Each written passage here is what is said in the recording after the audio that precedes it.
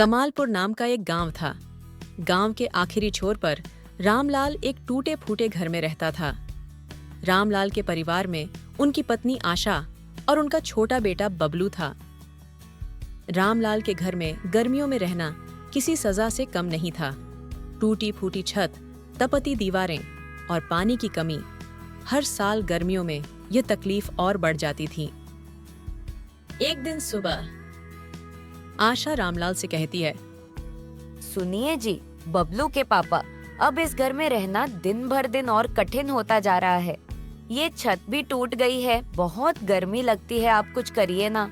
अगर ऐसी ही गर्मी हर रोज लगेगी तो हमारा बच्चा बबलू बीमार हो सकता है। आप कहो तो मैं कुछ काम करना शुरू कर दूं।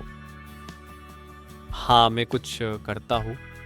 मुझे पता है कि तुम दोनों को कितनी तकलीफ होती है ऐसी टूटी छत वाले घर में रहने में। तुम पहले से ही इतनी प्रॉब्लम्स उठा रही हो मेरे वजह से, और अब तुम काम भी करोगी। ना बाबा ना, तुम चिंता मत करो, मैं जल्द ही छत की मरम्मत करने का काम करता हूँ। रामलाल अपनी पत्नी को काम करने से मना करता है क्योंकि उसकी सोच पुराने जमाने की है। आशा कुछ भी नहीं बोलती और रामलाल की बात मानकर चुपचाप अपने काम में लग जाती है। इतना बोलकर रामलाल अपने काम पर चला जाता है। लेकिन रामलाल जानता था कि अब भी जैसे घर का हाल है, वह कुछ भी नहीं कर सकता। अब भी उसके पास पैसे भी नहीं थे कि वह बाहर जाकर मरम्मत का सामान ला सके और घर का काम कर सके। लेकिन इस बार रामलाल ने ठान लिया कि वह हार नहीं मानेगा। कुछ दिन ऐसे ही बीत जाते हैं और रामलाल सुबह शाम मजदूरी करता और इधर घर में भी आशा सोचती रहती कि वो घर में रहकर ही रामलाल की मदद कैसे कर सकती है।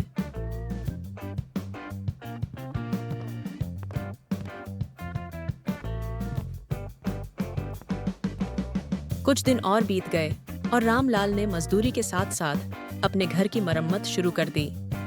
वो दिन में मजदूरी करता और रात में घर आकर छत का काम करता।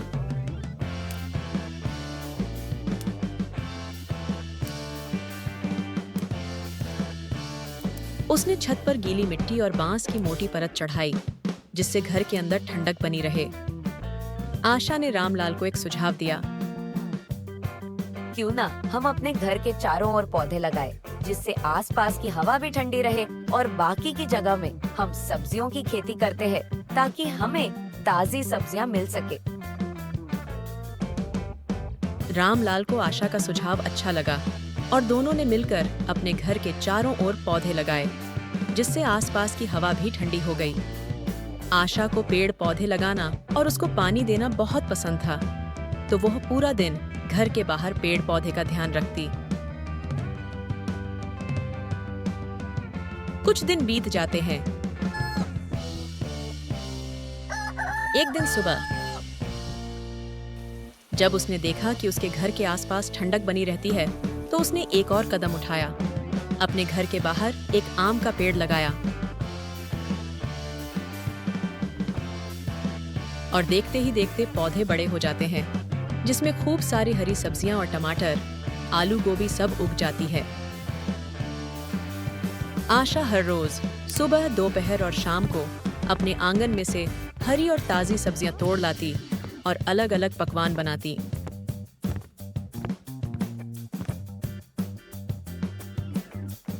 धीरे धीरे उसका घर पूरे गांव के लिए चर्चा का विषय बन गया।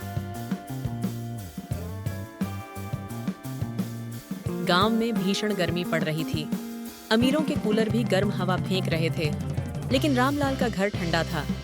एक दिन गांव का अमीर ठाकुर साहब के कान तक ये खबर पहुंची। ठाकुर साहब हैरानी से रामलाल के घर गए।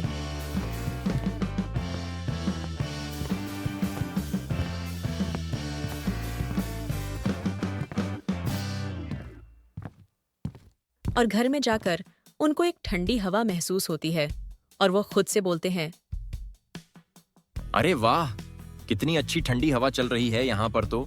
मेरे घर के कूलर भी इसके सामने नाकाम है। थोड़ी देर बैठने के बाद ठाकुर साहब ने रामलाल से पूछा, रामलाल, आजकल तुम्हारे घर में बहुत ठंडक रहने लगी है, यह कैसे हो सकता है? तुमने अपने घर में ऐसा तो क्या किया कि हमारे घर के कूलर से भी ज्यादा ठंडी हवा आ रही है? रामलाल मुस्कुराया और बोला, साहब, मेहनत सिर्फ मजदूरी में नहीं, दिमाग से भी करनी पड़ती है। हम गरीब जरूर हैं, लेकिन अक्लमंद भी हैं। ठाकुर साहब को पहली बार एहसास हुआ कि असली अमीरी ठंडी हवाओं में नहीं, बल्कि इंसान की सोच में होती है। और फिर गांव में कई लोगों ने रामलाल की तरह घर बनाना शुरू किया। उसकी पत्नी आशा अभी भी हर रोज अपने आंगन में उगाई हुई सब्जियां और पेड़ पौधे का ध्यान रखती, और रामलाल हर रोज मजदूरी करने जाता, और रात में आशा अपने आंगन में उगी हुई सब्जियां तोड़कर अलग अलग पकवान बनाती।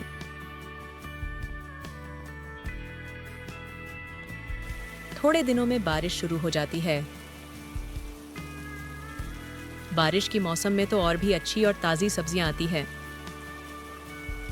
कुछ दिनों के बाद एक सुबह जब आशा अपने आंगन में खड़ी होती है, तभी आशा की 2-3 सहेलियां आती हैं और आशा से कहती है, अरे वाह आशा, तुमने तो बहुत अच्छी सब्जियां लगाई है अपने आंगन में।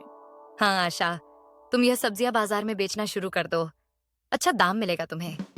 इतना कहकर उसकी सहेलियां चली जाती है और आशा को यह सुझाव बहुत अच्छा लगता है।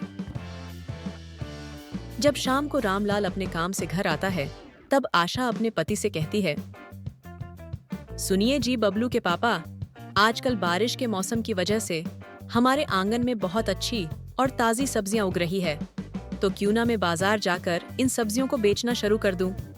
और वैसे भी इस बारिश की मौसम में काफी सारी सब्जियां बच जाती है और ऐसी ही खराब हो जाती है। इस बहाने हम लोग कुछ और ज्यादा कमाया करेंगे और बबलू को अच्छी स्कूल में पढ़ने भेज सकेंगे। रामलाल को यह सुझाव अच्छा लगता है और आशा हर रोज सुबह ताजी सब्जियां तोड़कर ठेला लेके गांव में सब्जियां बेचने जाती।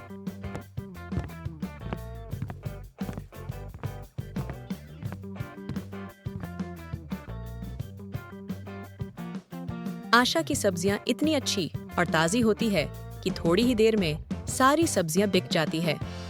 ऐसे ही कुछ दिन चले जाते हैं और ऐसे ही देखते 1 साल गुजर जाता है और अगले साल फिर से गर्मियां शुरू हो जाती है।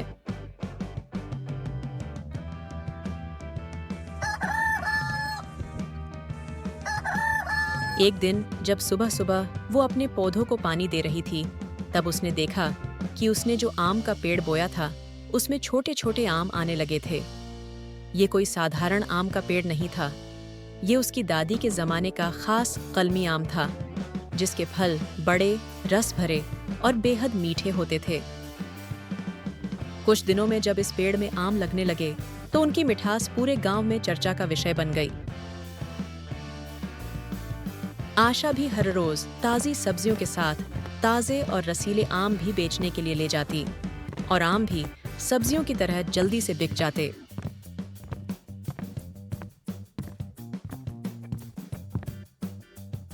इसे देखकर अगली सुबह आशा और रामलाल मिलकर अपने आंगन में और नए 4 से 5 आम के पेड़ लगा देते हैं, ताकि अगले साल और ज्यादा आम बेच सके और अपने हालत सुधार सके।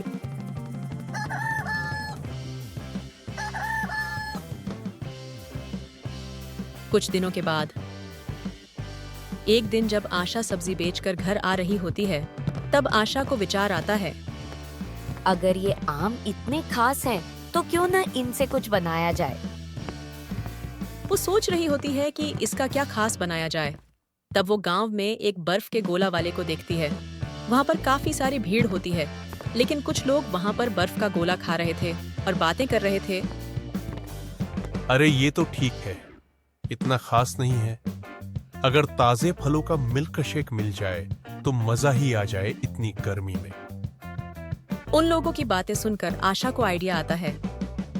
हाँ, ये आइडिया बहुत अच्छा है। मैं मिल्क शेक बनाकर बेचती हूँ। घर आकर आशा अपने आंगन से ताजी सब्जियां और आम तोड़कर आलू टमाटर की सब्जी, पुरिया और ठंडा मिल्क शेक बनाती है। जब रामलाल घर आता है तो सब लोग खाना खाते हैं। अरे वाह, ये आम का मिल्क शेक तो बहुत ही अच्छा है। हाँ बबलू के पापा, मैंने सोचा कि अगर ये आम इतने खास हैं, तो क्यों ना इनसे कुछ बनाया जाए।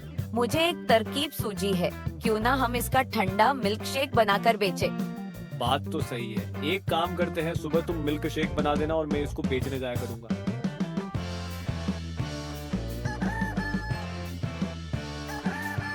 अगले सुबह रामलाल जल्दी उठकर दूध और बर्फ लेकर आता है और उन्होंने इन आमों से ठंडा स्वादिष्ट मिल्क शेक बनाना शुरू किया।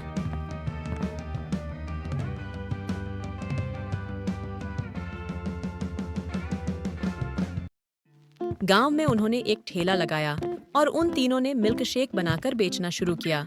पहले घर के बच्चों को पिलाया, फिर पड़ोसियों को और फिर पूरे गांव में इसकी मांग बढ़ गई। गर्मी के दिनों में जब लोग तपती दोपहर में पानी पानी हो रहे थे, तब रामलाल के आम का मिल्क शेक ठंडक और मिठास दे रहा था। धीरे धीरे उसकी दुकान मशहूर होने लगी। आसपास के गांवों से भी लोग उसका मिल्क शेक पीने आने लगे। अब वह सिर्फ एक मजदूर नहीं रहा, बल्कि एक मिल्क शेक वाले काका के नाम से जाना जाने लगा। उसकी आमदनी बढ़ गई, घर की हालत सुधर गई और आशा और रामलाल की मेहनत रंग लाई। एक दिन वहीं ठाकुर साहब, जो कभी गरीबों का मजाक उड़ाते थे, खुद रामलाल की दुकान पर आए।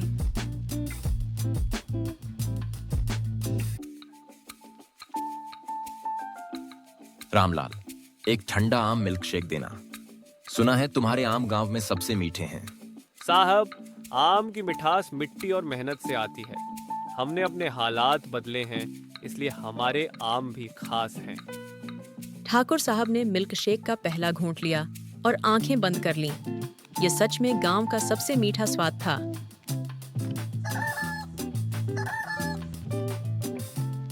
अब रामलाल का घर धीरे धीरे अच्छा होने लगा और उन्होंने जो अपने आंगन में और 4-5 पेड़ लगाए थे, उनमें भी अच्छे आम आने लगे थे। इसलिए रामलाल ने आसपास के गांव में भी अपनी 2-3 अच्छी और बड़ी दुकानें बनाई।